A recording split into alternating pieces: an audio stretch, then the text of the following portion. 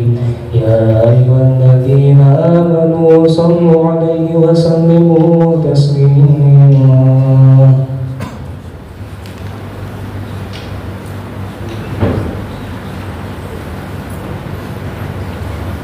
Assalamualaikum warahmatullahi wabarakatuh.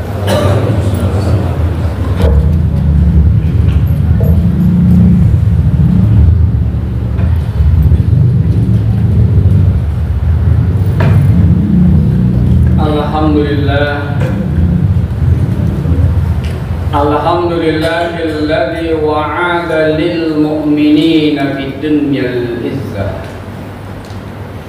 lima jahadu haqqa jihadi fi a'la'i kalimatihil azizah. Asyhadu an la ilaha illallah wahdahu la syarika lahu wa asyhadu anna Muhammadan abduhu wa rasuluh. Allahumma salli wa sallim ala sayyidina Muhammadin wa ala alihi wa sahbihi ajma'in. Amma ba'du fa ya ibadallah, usikum wa iyaya bi taqwallah wa ta'atihi la'allakum tuflihun. Qala Allah Ta'ala fi kitabihil mubin wa huwa asdaqul qailin. A'udzu billahi minasy syaithanir rajim. Bismillahirrahmanirrahim. Innallaha la yughayyiru ma biqaumin hatta yughayyiru ma bi anfusihim. Shadaqallahul azim. Ma'asyiral muslimin, jamaah salat Jumat yang dirahmati Allah. Pertama-tama marilah senantiasa kita memanjatkan puja dan puji serta rasa syukur kita kehadirat Allah Subhanahu wa Ta'ala atas segala limpahan karunia nikmat yang tak terhingga banyak yang senantiasa Allah berikan kepada kita, sehingga dengan nikmat-nikmat tersebut pada hari yang mulia ini kita dapat kembali membuktikan pengakuan kita sebagai hamba Allah untuk taat dalam melaksanakan segala perintah-perintahnya, di antaranya ibadah salat Jumat. Salawat beriringkan salam semoga senantiasa tercurah pada junjungan kita baginda Nabi besar Muhammad sallallahu alaihi wasallam beserta keluarga dan para sahabatnya. Kemudian dari itu, izinkan Al-Fakir selaku khatib berwasiat dan mengajak kepada seluruh jamaah yang hadir pada hari ini.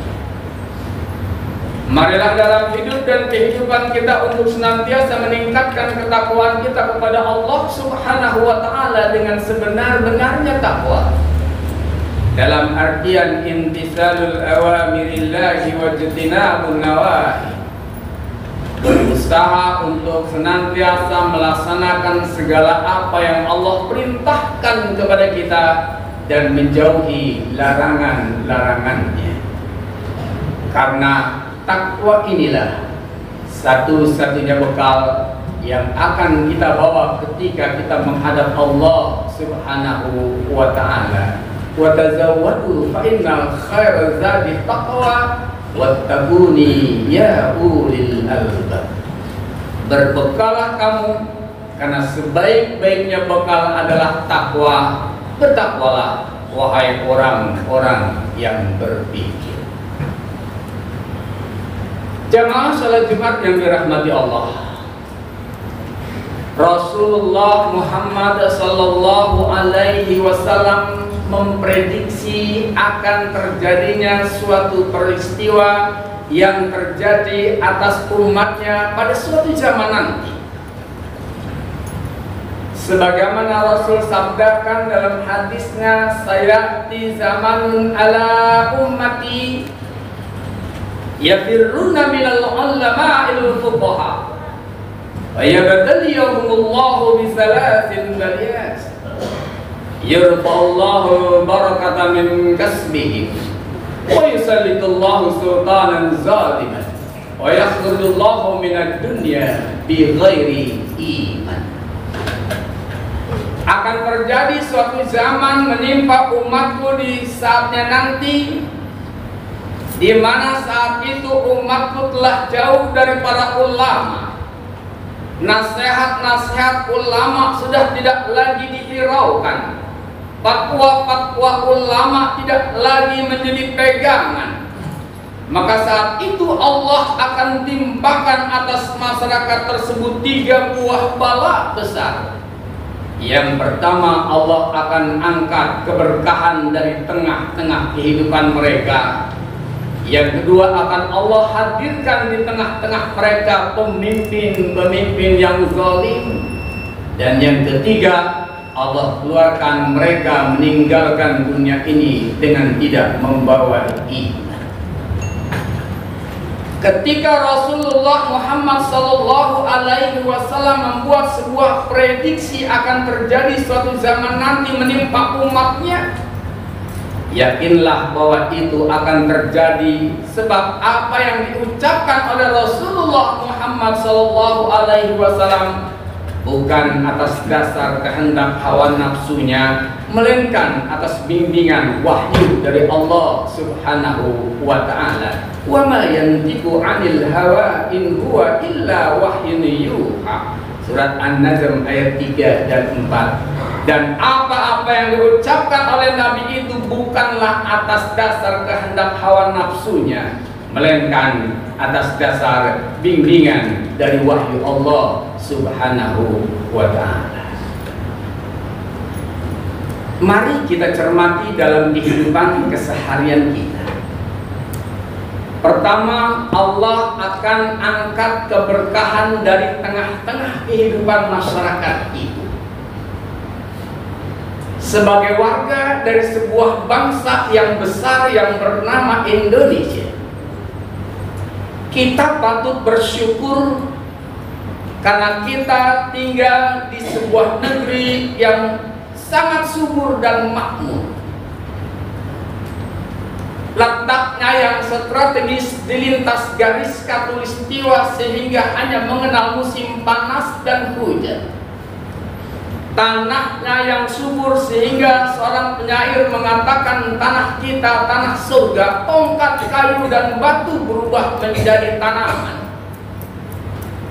Lautnya yang 2 kali dari luas daratan memiliki dan menyimpan kekayaan alam yang luar biasa, sehingga Multatuli mengatakan tanah kita tanah surga.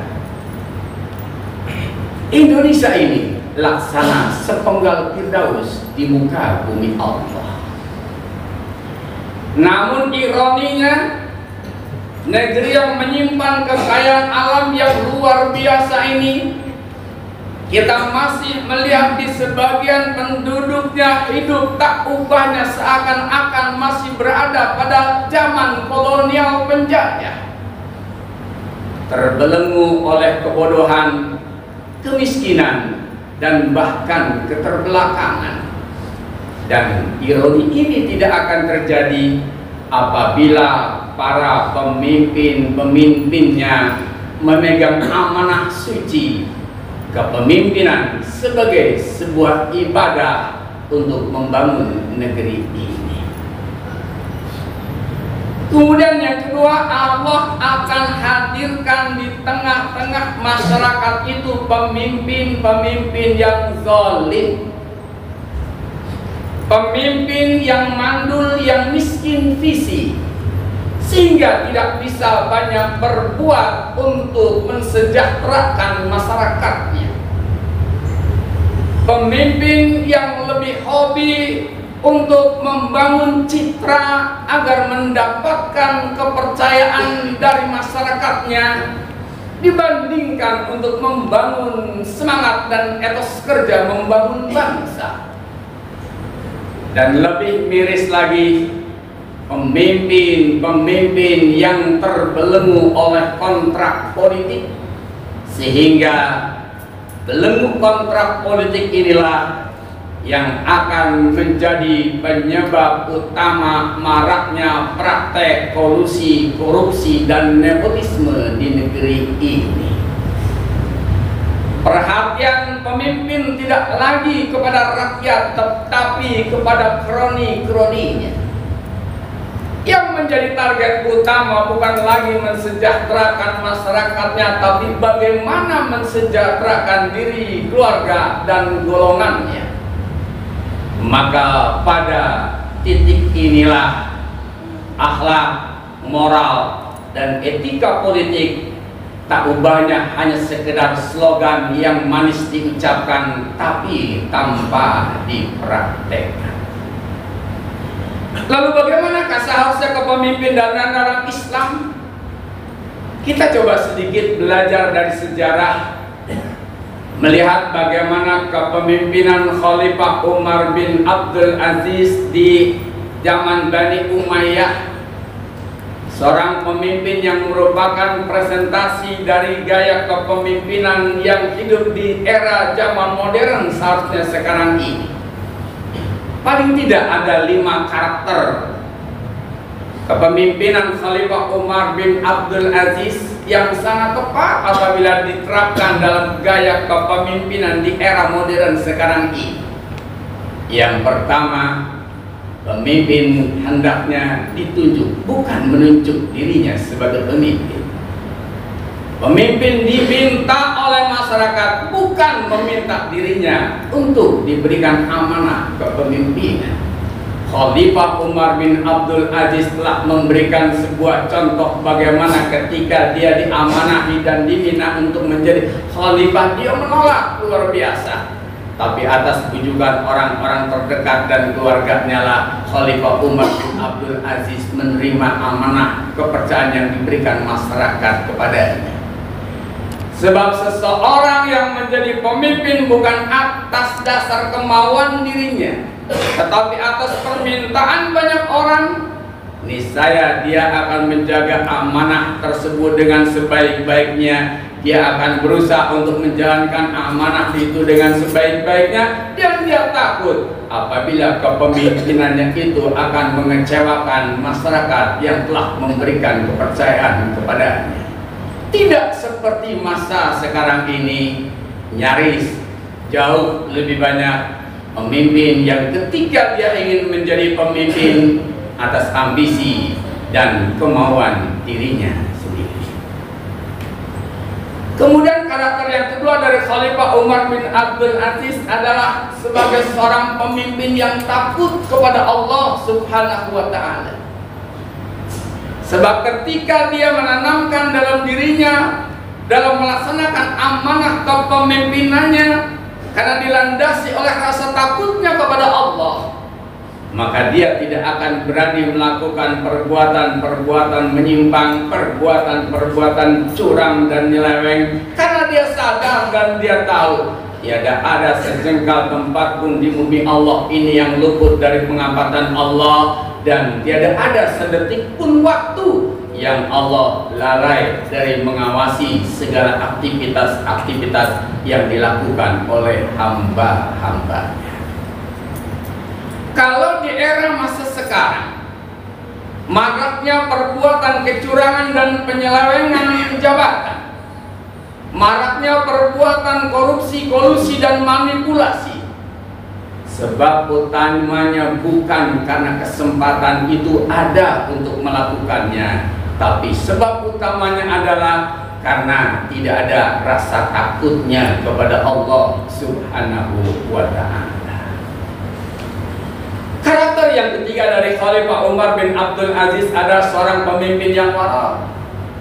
Dia selalu berhati-hati dalam berbuat agar jangan sampai melakukan perbuatan-perbuatan yang makruh, apalagi yang haram. Pernah suatu hari Khalifah Umar bin Abdul Aziz kedatangan seorang tamu. Ketika tamu datang, ditanya terlebih dahulu oleh Khalifah, "Wahai saudara, apakah saudara datang menjumpai aku ini dalam rangka membicarakan urusan negara atau urusan pribadi?" Maka kemudian tamu itu berkata, "Urusan pribadi, wahai Khalifah." Maka Khalifah Umar bin Abdul Aziz pun mematikan semua lampu istana dan menyalakan lampu kecil miliknya. Tamu itu pun bertanya, "Wahai Khalifah, kenapa engkau matikan lampu-lampu istana ini? Maka Khalifah Umar bin Abdul Aziz pun mengatakan, wahai saudara, saudara datang menjumpai aku adalah untuk membicarakan urusan yang bersifat pribadi, bukan untuk kepentingan negara. Maka kita tidak berhak untuk menggunakan fasilitas negara. Dimatikannya lampu-lampu yang dibiayai oleh negara saat ini.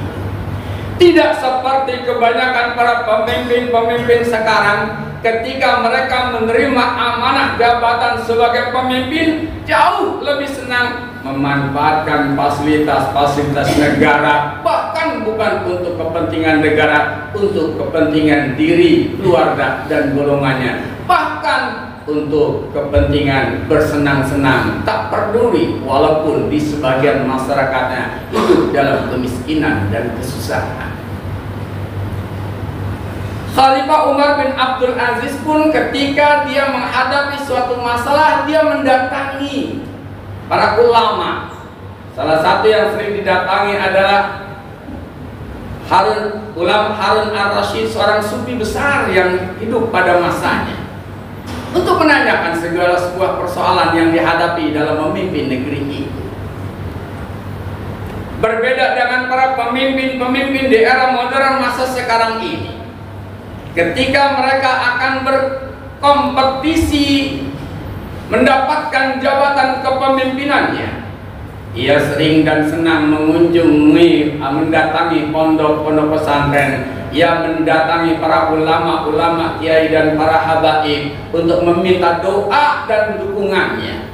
Akan tetapi setelah tujuannya itu tercapai, dia lupa kepada pondok pesantren. Bahkan ketika ada sebuah keperluan, ulama dan kiainya itulah yang dipanggil ke istana, bukan dianya yang datang menemui kiai atau ulamanya di pondok-pondok pesantren. Kemudian karakter yang ketiga dari kepemimpinan Umar bin Abdul Aziz adalah seorang pemimpin yang egaliter, yang dalam konsep kekinian memiliki sikap tawadu, rendah hati, dan tidak pernah menyombongkan diri. Tidak kebanyakan para pemimpin sekarang ketika dia telah melakukan suatu perbuatan, program-program dalam pembangunan kepemerintahannya, membangun negerinya, maka kemudian diproklamirkan itu adalah hasil jerih payah dari kerja nyata. Dan yang terakhir, karakter kepemimpinan Umar bin Abdul Aziz adalah menjadi miskin setelah selesai menjabat. Dan itu telah dicontohkan oleh Khalifah Umar bin Abdul Aziz, yang tidak seperti kebanyakan pemimpin sekarang, yang ketika selesai dalam masa jabatannya, harta kekayaannya akan bertambah berlipat-lipat ganda dari harta yang dimiliki sebelum ia menjabat sebagai pemimpin. Oleh karena itulah, kepemimpinan adalah merupakan sebuah ladang untuk mencari keuntungan yang besar di masa sekarang ini. Tidak usah heran ketika ada seseorang yang berambisi ingin menduduki sebuah kepemimpinan atau sebuah jabatan pimpinan, dia menghalalkan berbagai cara, dia siap mengorbankan materi sebanyak-banyaknya, asalkan tujuannya itu tercapai. Sehingga ketika tujuannya itu tercapai, program yang hendak utama dia capai adalah bagaimana dia mampu mengumpulkan uang sebanyak-banyaknya agar uang yang sudah dikeluarkan ketika dia ingin menjadi pemimpin dapat kembali dan bahkan mendapat keuntungan yang sebesar-besarnya. Jamaah salat Jumat yang dirahmati Allah, bala yang ketiga adalah Allah akan keluarkan manusia dari dunia ini dalam keadaan kafir. Ketika kemiskinan melanda umat, bukankah Rasul telah ingatkan kadal fakir ayakuna kufran? Nyaris kemiskinan akan mengakibatkan seseorang menjadi kafir. Sebab berapa banyak saudara-saudara kita yang notabene mereka adalah muslim, menjual idealismenya demi mendapatkan materi, menjual harga dirinya demi untuk mendapatkan uang, dan bahkan menjual agamanya demi mendapatkan kedudukan dan jabatan. Kondisi seperti ini tentunya tidak kita hendaki berlangsung seterusnya. Sebab ketika kita bertanya apakah yang diprediksi oleh Rasulullah Muhammad SAW telah terjadi di tengah-tengah kehidupan masyarakat kita, terlalu berlebihan jika kita katakan itu sudah terjadi, tapi terlalu naif jika kita menutup mata terhadap gejala-gejala yang nampak yang mengarah kepada terjadinya apa yang diprediksi oleh Rasulullah Muhammad SAW. Oleh karena itu Allah ingatkan dalam Al-Quran surat Ar-Ra'd ayat 11, Innallaha la yughayyiru ma biqaumin hatta yughayyiru ma bi anfusihim. Allah tidak akan merubah nasib sesuatu kaum kecuali kaum itulah yang berusaha untuk merubahnya. Dan ingatlah, negeri ini akan kita wariskan kepada generasi setelah kita, akan kita wariskan kepada anak cucu keturunan kita. Maka warisilah negeri yang aman, damai, adil, makmur, dan sejahtera di masa yang akan datang. Karena itu Allah ingatkan kita sebagai firman-Nya dalam Al-Quran surat An-Nisa ayat 9, wal yahsal ladina law taraku min khalfihim dzurriyyatan di'afa khafu alaihim falyattaqullaha wa yaqulu qawlan sadida. Hendaknya kamu takut andaikan kamu meninggalkan generasi keturunanmu di kemudian hari nanti, generasi yang lemah. Takutlah kamu kepada Allah, dan hendaknya setiap kamu selalu berkata dengan perkataan yang baik. Barakallahu li wa lakum bil Qur'anil Karim wa nafa'ani wa iyyakum bima fihi minal ayati wa dzikril hakim. Wa taqabbal minni wa minkum tilawatahu innahu huwas samiul alim. Aqulu qali hadza wa astaghfirullahal azim li wa lakum wa lisa'iril muslimina wal muslimat wal mu'minina wal mu'minat fastaghfiruhu innahu huwal ghafurur rahim. Allahumma shalli ala sayyidina Muhammad wa ala alihi sayyidina Muhammad.